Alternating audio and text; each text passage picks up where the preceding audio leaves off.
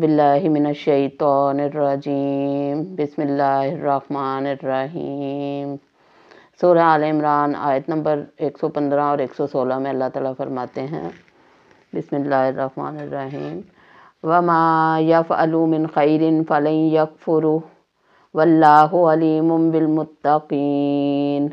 إِنَّ الَّذِينَ كَفَرُوا لَن تُغْنِيَ عَنْهُمْ أَمْوَالُهُمْ وَلَا أَوْلَادُهُمْ مِنَ اللَّهِ شَيْئًا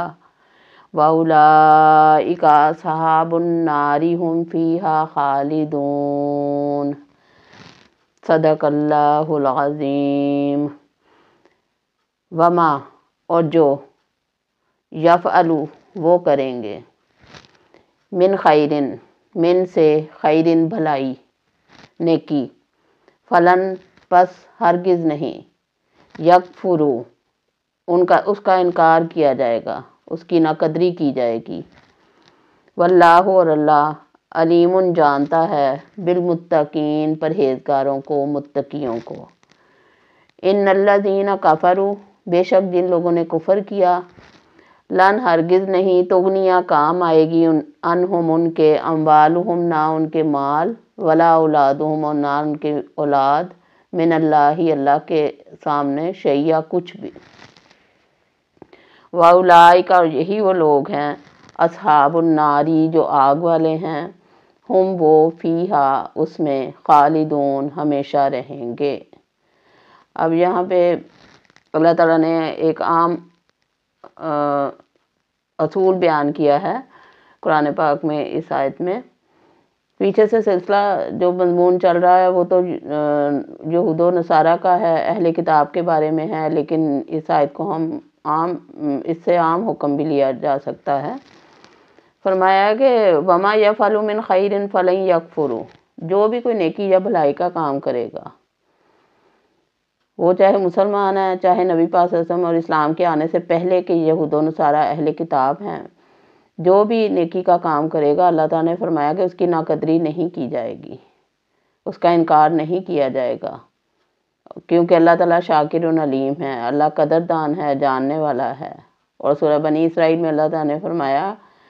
فَأُولَئِكَ كَانَ سَعْيُهُ مَشْكُورًا اور ان کی کوششوں کی قدردانی کی جائے گی۔ جو بھی وہ دین کے معاملے میں کوشش کرتے ہیں، دین سیکھنے کی، دین پہ عمل کرنے کی، دین دوسروں کو سکھانے کی، اللہ کے دین کو اس دنیا میں جاری و ساری اور نافذ کرنے کی جو بھی کوششیں ہم کرتے ہیں، اللہ تعالیٰ فرماتے ہیں کہ اس کی ناقدری اور ناشکری نہیں کی جائے گی، بلکہ ان کو اس کی جزا دی جائے گی، اچھی جزا دی جائے گی۔ واللہ علیم بالمتقین اور اللہ تعالیٰ متقین کو خوب جاننے والا ہے، وہ تو دلوں کے راز جانتا ہے، وہ پرہیزگاروں کو خوب جاننے والا ہے کہ کون نیکی کس نیت سے کر رہا ہے، کون دکھاوے کے لیے کر رہا ہے، ریاکاری کے لیے کر رہا ہے، اور کون اللہ کی خاطر، اللہ کی محبت میں اور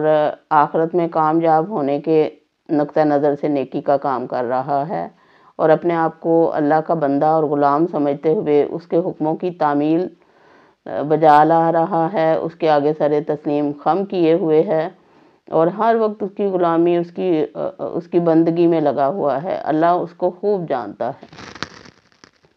ان الذین کفروا لن تغنی عنہم اموالہم ولا اولادہم من اللہ شیئا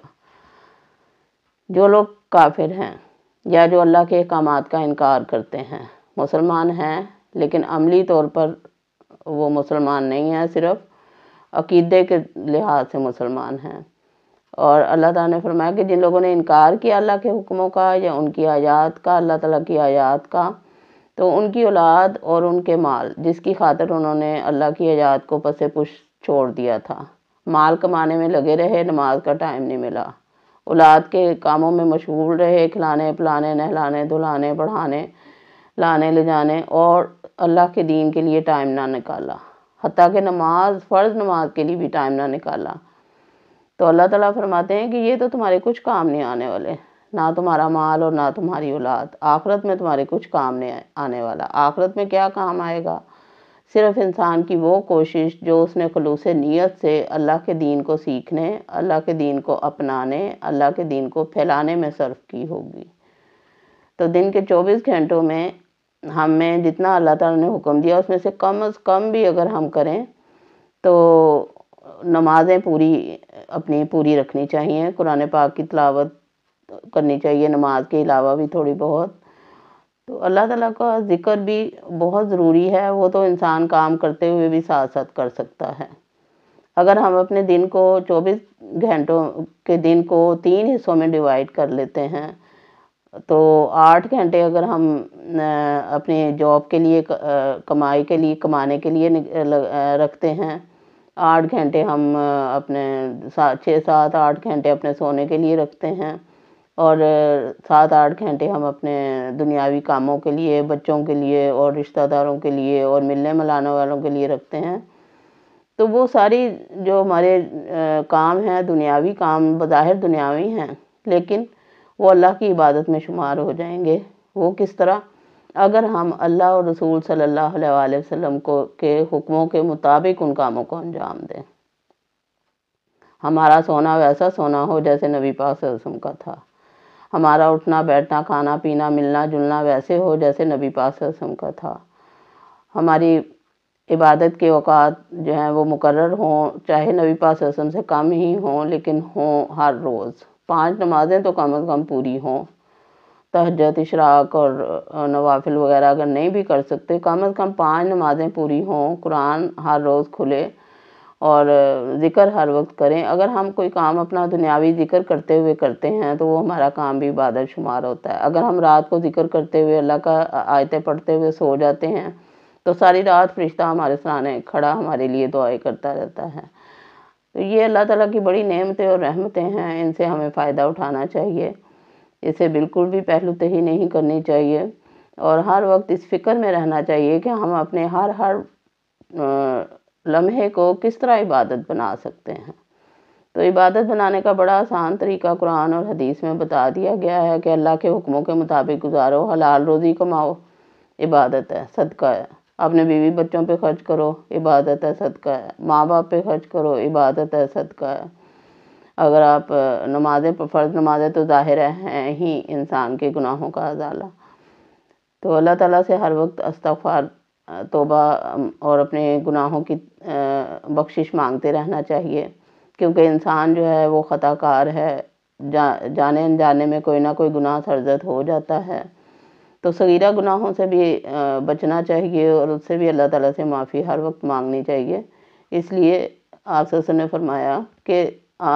تمہاری زبان ہر وقت اللہ کے ذکر سے تر رہنی چاہیے۔ تو یہ انسان کو ہمیں اپنانی چاہیے باتیں۔ تو اللہ تعالیٰ نے فرمایا کہ یہ تمہارے مال اور اولاد کے لیے جو تم ٹائم صرف کرتے ہو وہ تمہارے کچھ کام نہیں آنے والا۔ اولئک اصحاب النار هم فیہا خالدون۔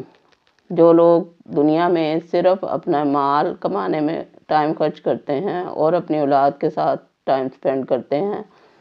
وہ آخرت میں کامیاب ہونے والے نہیں ہیں۔ آخرت میں وہی کامیاب ہوں گے جو اپنے دل و دماغ سے اپنے پوری توجہ سے اللہ تعالیٰ کے ساتھ ٹائم سپینڈ کریں۔ اللہ تعالیٰ کے ساتھ جتنا بھی ٹائم گزارا ہوگا یعنی نماز میں، قرآن پڑھنے میں، ذکر و اذکار میں اور تبلیغ و دعوت میں جو بھی ٹائم گزارا ہوگا وہ اللہ کے ساتھ ٹائم سپینڈ ہونا ہے، اور اللہ کے ساتھ جو ٹائم گزارا ہوگا وہی آخرت میں کام آئے گا۔ اور جو اس کے علاوہ کرتے ہیں، جو صرف اور صرف دنیا کمانے کے لیے اور اولاد کی پرورش اور ان کے ترقی کے لیے کوششیں صرف کرتے ہیں اور اپنے آخرت کو بھول جاتے ہیں، ایسے لوگوں کے بارے میں بڑی سخت وعید آئی ہے۔ اللہ تعالیٰ فرماتے ہیں کہ اولئک اصحاب النار هم فیہا خالدون، یہ لوگ آگ والے ہیں،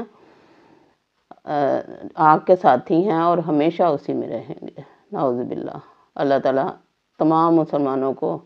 محفوظ رکھے اور آگ کے عذاب سے بچائے۔ اللہم اجرنا من النار، اللہم اجرنا من النار، اللہم اجرنا من النار، آمین یا رب العالمین۔ وما علینا الا البلاغ۔ سبحانک اللہم وبحمدک، اشہد ان لا الہ الا انت، واستغفرک واتوب الیک۔ اللہ حافظ۔